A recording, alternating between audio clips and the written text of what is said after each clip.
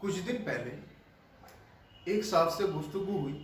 दौरान गुफ्तगू जानवरों का जिक्र आया तो बता रहे थे कि हज़रत वो जानवर जिन पर अल्लाह या मोहम्मद रसूलुल्लाह का नाम लिखा हुआ होता है, यानी कि अल्लाह या मोहम्मद लिखा हुआ होता है, तो वो जानवर अपनी असल कीमत से 10 गुना ज़्यादा महंगा बिकते हैं।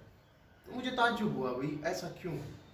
तो मैंने उनसे पूछा कि भाई ऐसा क्यों है कि वही जानवर है, बस इस पर फ़र्क इतना है, यहाँ अल्लाह लिखा हुआ है खुद ब खुद और मोहम्मद लिखा हुआ है। तो वो कहने लगे यही तो कमाल है इसका कि इस पे अल्लाह और मोहम्मद लिखा हुआ है, मुतबर्रक हो गया।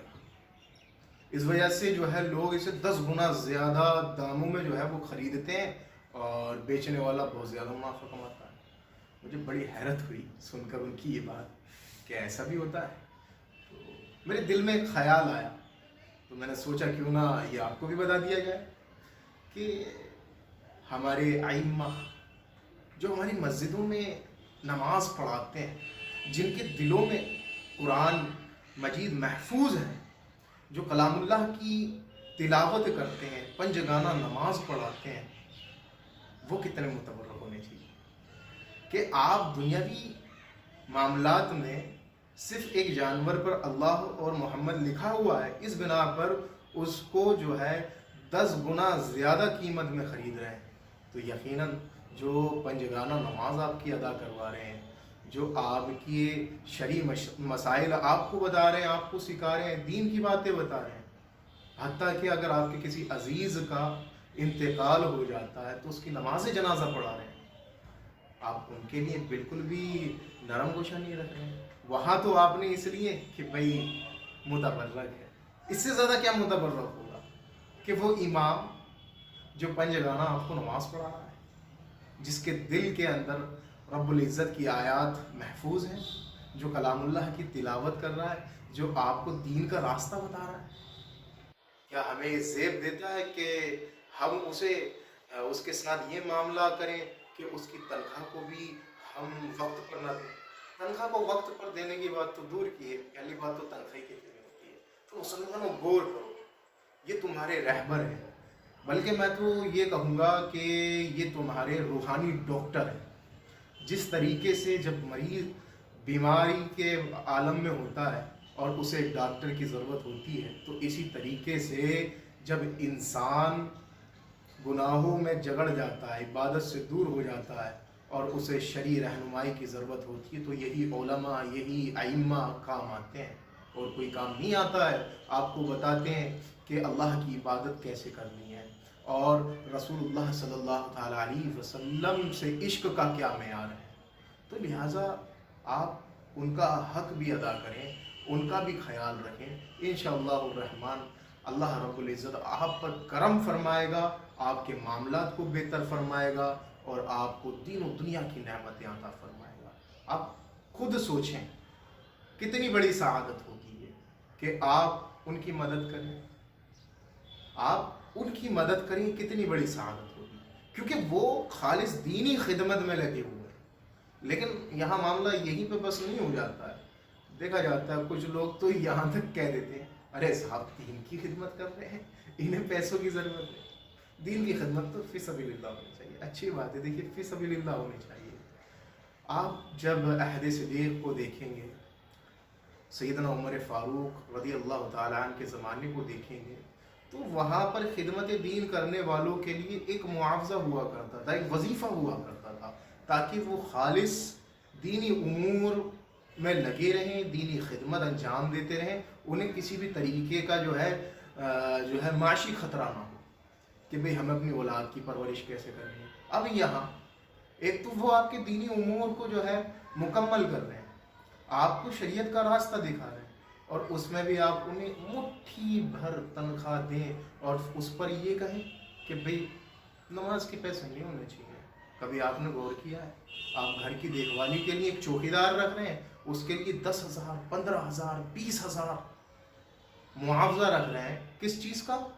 कि भाई वो हमारे घर की जो है रखवाली कर रहा था कि कोई चोर दाखिल हो जाए। और ये जो तुम्हारे ईमान की रखवाली कर रहा है, یہ تمہارے ایمان پر ڈاکہ نہ پڑے جو اس بات کی رکھوالی کر رہا ہے، اس کے لیے فقط اتنا کہ وہ سانس لے تو اڑ جائے۔ میرے عزیزوں، اس کے بھی بیوی بچے ہیں، اس کا بھی گھر ہے، اس کے بھی ماں باپ ہیں، اسے ان کی بھی خدمت کرنی ہے۔ تو لہٰذا آپ اپنا یہ حق جانیں، آپ کے اوپر یہ حق ہے اس کا کہ آپ اس کی مدد کریں۔ مدد کس معنی کر کریں؟ مدد کا مطلب یہ نہیں ہے کہ بھائی آپ جو ہے نا ڈھنڈورا پیٹیں، ہاں میں امام صاحب کی مدد کروں۔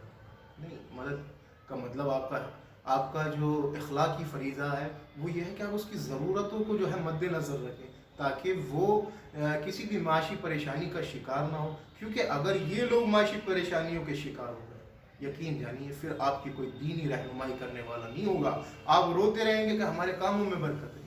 یہی تو بتاتے ہیں آپ کو کہ آپ کے کاموں میں برکت کیوں نہیں ہے، یہی تو آپ کے روحانی ڈاکٹر ہیں، یہی تو آپ کو اس کی روحانی دوا بتاتے ہیں۔ جب روحانی ڈاکٹر ہی موجود نہیں ہوگا تو روحانی دوا کہاں سے مل جائے گی؟ بیچارہ جب وہ اپنے معاملات میں لگ جائے گا وہ تو تمہارے معاملات کو کہاں سے دیکھ لے گا؟ تو خدا را سمجھیں، اس چیز کو سمجھیں کہ ان کے ساتھ آپ کو کیسا سلوک کرنا ہے۔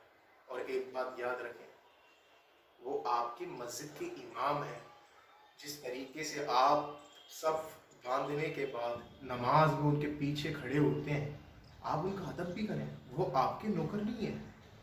دیکھا جاتا ہے بہت ساری شکایتیں آتی ہیں، ابھی کچھ دن پہلے بھی ایک صاحب کہہ رہے تھے ایسا ہے، یہ ہے، وہ ہے، بھائی جھاڑو نہیں ہے تو وہ بھی ہے، ایسا ہو جاتا ہے، ویسا نہیں ہوتا ہے۔ تو دیکھیں، ایک بات یاد رکھیں، امام کی ذمہ داری نماز پڑھانا۔ ہاں، اگر اس میں کوئی شرعی خطا آپ دیکھ رہے ہیں تو اس کے بارے میں بات کریں تاکہ اس کو دور کیا جائے۔ یہ کوئی مسئلہ نہیں ہے کہ بھئی یہ جو ہے مصلی کو نہیں موڑتے ہیں، مؤذن صاحب جھاڑو نہیں لگاتے ہیں۔ مؤذن کا معاملہ کیا ہوتا ہے؟ اذان دینے والا مؤذن، اس کا کام اذان دینے کے لیے اس کو رکھا گیا ہے، نہ کہ اس لیے کہ وہ باتھ روم کو دھوئے، نہ کہ اس لیے کہ بھئی وہ وضو خانوں کو دھوئے۔ اس کی ذمہ داری کیا ہے؟ مسجد کا خیال رکھنا۔ مسجد کا خیال رکھنا کس معنی کا؟ کہ وقت پر اذان ہو۔ آپ کو تو توفیق نہیں ہے کہ آپ مسجد میں اذان دے دیں، اور چلیں ٹھیک ہے، ہم نے مان لیا انہوں نے جھاڑو نہیں لگائی مسجد میں، تو آقا نے تو یہ بھی فرمایا ہے کہ جس نے مسجد کے اندر صفائی کی، مسجد سے جو ہے گرد و غبار کو دور کیا، مولا اسے جنت میں محل عطا فرمائے گا۔ مفہوم حدیث ہے یہ۔ تو کیا آپ متمنی نہیں ہے اس بات کے کہ آپ کو جنت میں محل ملے؟ بھئی آپ بھی کر لیں تھوڑا، اس میں آپ کی بھی ذمہ داری بنتی ہے جتنی ذمہ داری ان کی ہے۔ تو لہٰذا خیال رکھیں اس چیز کا، ان کی ضرورتوں کو مد نظر رکھیں تاکہ وہ معاشی معاملات کے شکار نہ ہوں اور صحیح طور پر دین کی خدمت انجام دیتے رہیں۔ اپنے امام کا ادب کریں، اپنے مؤذن کا ادب کریں، اپنے علماء کرام کا ادب کریں۔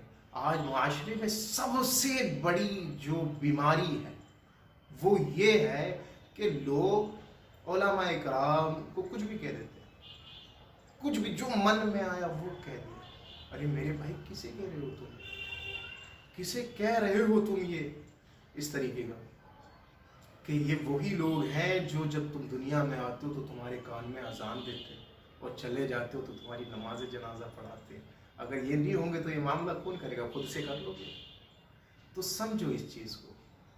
اور بلکہ میں حدیث بھی بتاؤں آپ کو، پیارے آقا فرماتے ہیں کہ جو علماء یعنی کہ علم والوں کو برا کہے، موت سے قبل اس کی صورت جو ہے نا مسخ کر دی جائے گی، یعنی بگاڑ دی جائے گی۔ تو لہٰذا علماء کرام کے مستحق نہ بنیں، ان کا ادب کریں، کیونکہ جو با ادب ہوتا ہے با نصیب ہوتا ہے۔ جو با ادب ہوتا ہے وہی کمال کو پہنچتا ہے اور اسی کی عزت کی جاتی ہے۔ بے ادب کی کبھی عزت نہیں کی جاتی ہے، بے ادب کو کبھی نہیں نوازا جاتا ہے۔ اور ایک بات خاص طور پر خیال رکھیں، وہ یہ کہ اختلافی امور کے اندر آپ نہ پڑیں۔ آپ جو ہے جو اتفاقی مسائل ہیں جن پہ اتفاق ہے، اختلافی مسائل کے اندر بالکل نہ پڑھیں۔ اختلافی مسائل میں آپ کو پڑھنے کی بالکل اجازت نہیں۔ آپ نماز کا آپ کو حکم دیا گیا، آپ نماز پڑھنے آئے، آپ سے کس نے کہا کہ فلاں صاحب یہ فتویٰ دے رہے ہیں، فلاں صاحب وہ فتویٰ دے رہے ہیں؟ وہ مفتیان نظام ہیں، وہ ان کی ذمہ داری ہے۔ آپ کی ذمہ داری ہے کہ آپ شریعت اسلام پر صحیح طور سے عمل کریں، رسول اللہ صلی اللہ تعالیٰ علیہ وسلم کے سچے عاشق بنیں، نہ کہ با نام عاشق بنیں۔ انشاءاللہ الرحمن میں نے جو باتیں یہاں ذکر کی ہیں، اگر آپ نے اس پر عمل کیا تو یقین جانیے آپ دنیا میں بھی باوقار ہوں گے، اور انشاءاللہ الرحمن آپ جنت کے بھی حقدار ہوں گے، اور مولا آپ کو دنیا میں بھی نوازے گا اور آپ کی آخرت کو بھی سنوار دے گا۔ رب قدیر کی بارگاہ میں دعا ہے مولا ہمیں ہمارے علماء اکرام کی عزت کرنے کی توفیق عطا فرمائے، مولا ہمیں ہمارے علماء اکرام کا ادب کرنے کی توفیق عطا فرمائے، ہمیں ہمارے اماموں کی عزت کرنے کی توفیق عطا فرمائے، ان کے حق کے مطابق انہیں ہمیں تحفہ ہدیہ دینے کی توفیق عطا فرمائے۔ وآخر الدعوانا ان الحمد للہ رب العالمین۔